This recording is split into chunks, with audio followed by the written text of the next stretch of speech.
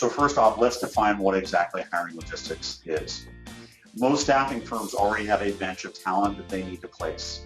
So a big piece of what they're doing is how they're planning out their work schedules, planning out their people, determining who's on shift, who's not on shift, before they actually go sourcing or going to identify new talent.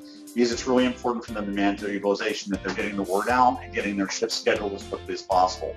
So when I log into Job Science Hiring Logistics or Job Science Scheduling, what I have is I have access to what people I currently have on assignments, what sites. A site is basically a business that I'm working for, how many open shifts I'm filling at that site, how many different job roles that I'm potentially working, where I'm being alerted that there might be problems with my shifts, how many unapproved shift trades, those are how many unapproved time cards do I have in the system, how many unapproved employee requests, so when an employee is requesting a change or an exception, how much of that is, and then how many bookings do I have that haven't been dealt with, and what is a booking? A booking is an order.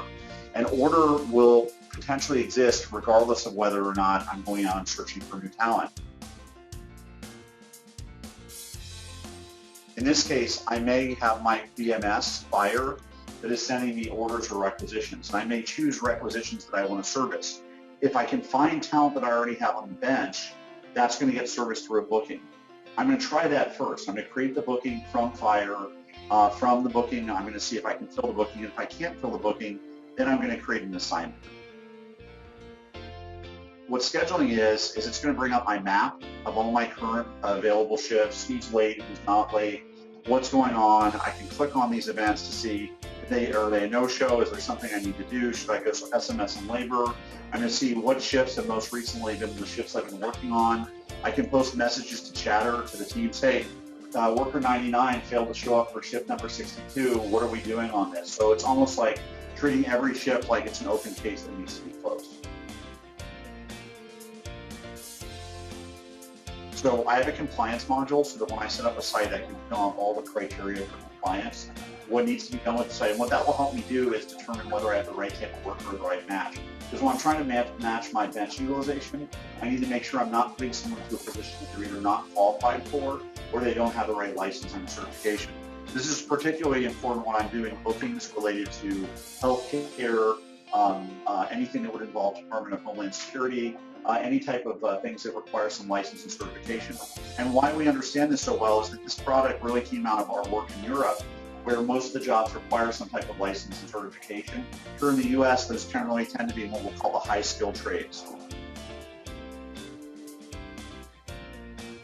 And what you see here is red are shifts that I currently have requirements for that I haven't been able to fill, and green are those shifts that I have been able to fill.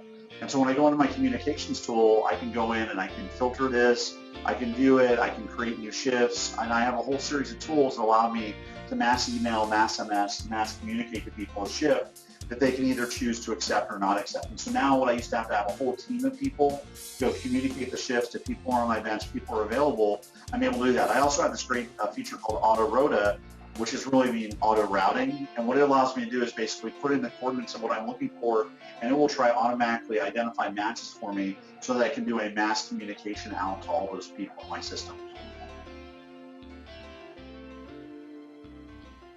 So what we have the ability to do is we can set up mobile devices where we have stickers or tags that people go by. It will automatically clock them in and clock them out of the system. I can also go in to the system, and if I want to do a data import or I want to go to the settings in the system, I have access to go into the tools, the archives, the cost centers. I can basically configure the system any way I want to. So in scheduling, I can see what time needs to be approved. So are there shifts, because all my users have basically mobile phones, and they're putting in information about what shifts they've worked, and I can approve them or not approve them.